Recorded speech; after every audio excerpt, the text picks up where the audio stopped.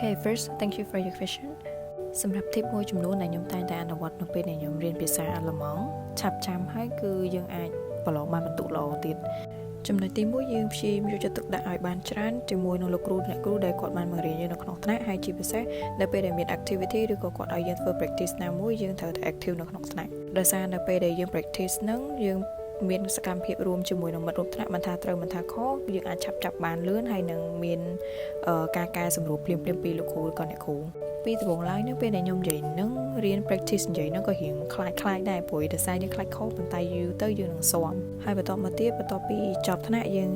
គ្រូគាត់ដឹងតែមានដាក់កិច្ចការឬក៏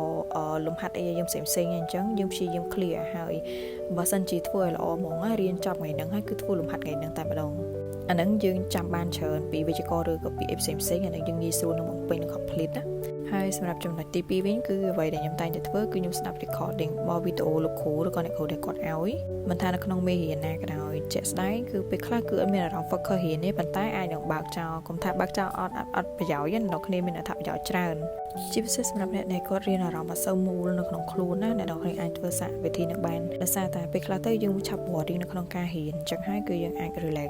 relax ចោលស្ដាប់អីទាំងទៅយូរទៅយើងអាចនឹងស៊ាំហើយនៅពេលដែលយើងបកមកធ្វើលំហាត់វិញគឺយើងអាចចាប់បានហើយចំណុចបន្ទាប់អ្នកទាំងអស់គ្នាព្យាយាមកត់ត្រាឲ្យបានច្រើនកត់ទៅសេដៃអ្នកទាំងអស់គ្នាសម្រាប់ note ឬក៏នៅក្នុង tablet ឬក៏ notebook ផ្សេងៗក៏យើងអាចធ្វើដែរប៉ុន្តែខ្ញុំលើកទឹកចិត្តឲ្យយើងកត់ចំណាំលើដៃច្រើនជាងលើសភៅ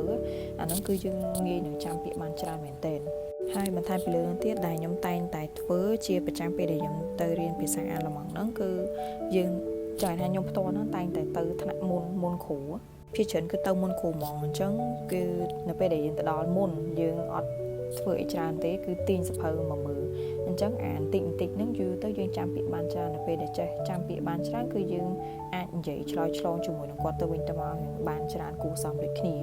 សម្រាប់ bonus tip ចុងក្រោយគឺស្ដាប់ចម្រៀងភាសាអាល្លឺម៉ង់រើសបទណាដែលអ្នកទាំងអស់គ្នាចូលចិត្តអ្នកទាំងអស់គ្នា